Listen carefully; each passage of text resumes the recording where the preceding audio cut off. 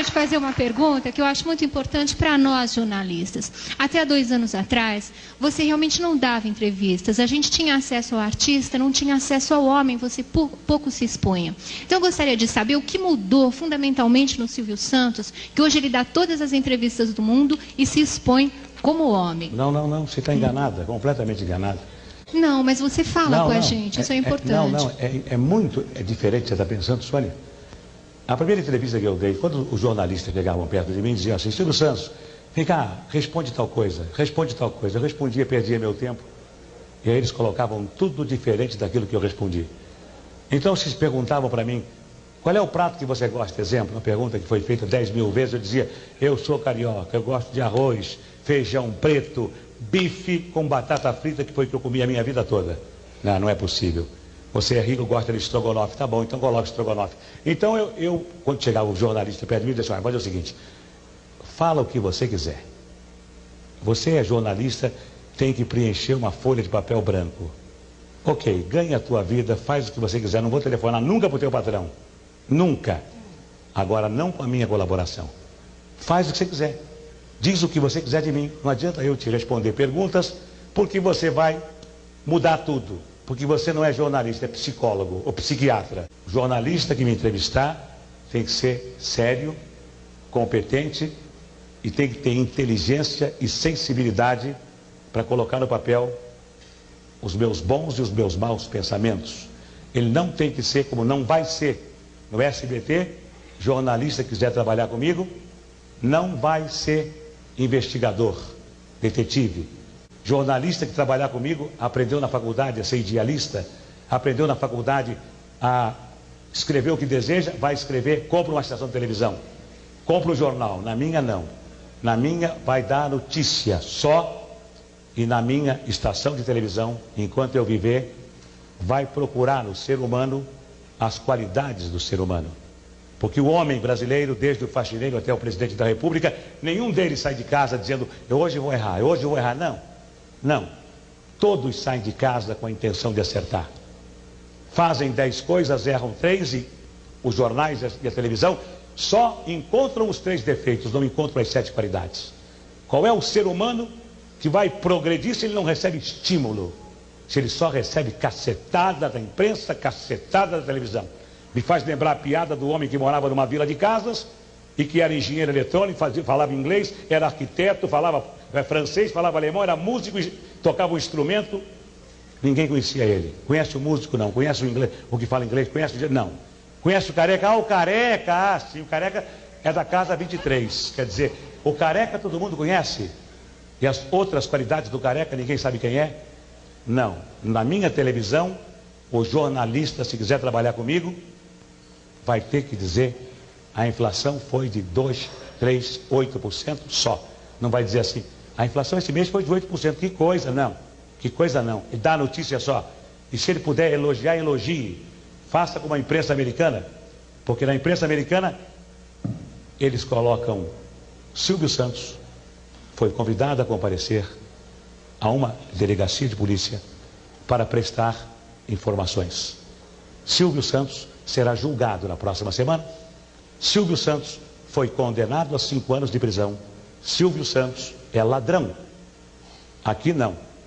Na imprensa brasileira, me desculpem os jornalistas se eu estiver exagerando, mas uma parte da imprensa brasileira coloca Silvio Santos é ladrão para vender jornal.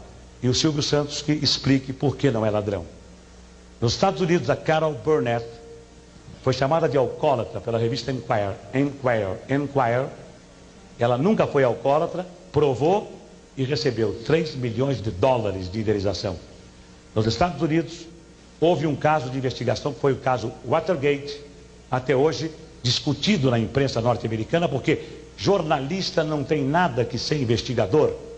Jornalista tem que dar a notícia só, mais nada. E tem que, se possível, elogiar o ser humano para que ele seja estimulado e para que desde o faxineiro ao presidente da República todos trabalhem pelo bem comum. Esta é a filosofia da minha empresa e dos jornalistas que trabalharão comigo. Se não quiserem, comprem um jornal, ganhem uma concessão de televisão. E o dia que o governo não quiser mais do Silvio Santos como concessionário, chega perto de mim e fala, não quero mais, eu entrego. Eu não nasci dono de televisão, eu fui dono de televisão porque os donos de televisão fecharam as portas para mim. E eu então, quando se fecha uma porta, Deus abre uma janela. Fui obrigado a ser dono de televisão, a comprar 50% de ações. Eu não nasci dono de televisão, nasci animador de programas. Continuaria sendo animador de programas se os homens não fossem tão vaidosos, tão poderosos. Sou um homem vaidoso pela minha condição de animador, mas não quero ser um homem poderoso. Não precisa ser poderoso.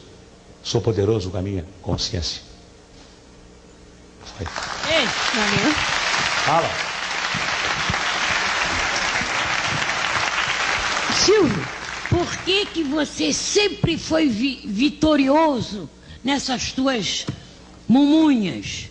Bem, hein? Eu não sei o que é mumunhas, mas eu costumo... Mumunha é uma porção de coisa junta. Realmente eu costumo ter mais vitórias do que derrotas por uma razão.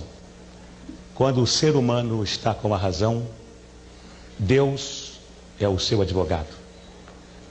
Ninguém vence o ser humano quando ele tem razão. Quando o ser humano não está com a razão, Deus é o juiz e o demônio é o advogado de quem está sem razão.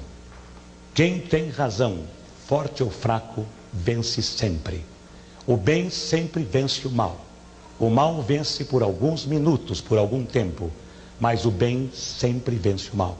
E não teríamos razão para viver. Mesmo que esta vida termine no pó, não teríamos nenhuma razão para viver se o mal vencesse o bem. Nelson Rubens não perguntou nada. Nem quer saber a cor da minha cueca. Não, eu perguntei. Eu queria saber como é que a gente ganha tanto dinheiro, Silvio Santos. Trabalhando. Trabalhando? Trabalhando e fazendo o seguinte, acreditando naquela frase que algum filósofo disse uma vez num livro, ganha dinheiro com 10% de inspiração e 90% de transpiração.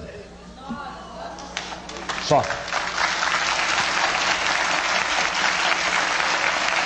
Saber qual foi a sua maior tristeza e a sua maior alegria. A minha maior tristeza foi a morte da minha esposa, chamada Cida, aos 39 anos de idade, com câncer no estômago. A minha maior alegria foi ter conhecido a minha esposa Iris, mãe das minhas 4 filhas. Obrigada.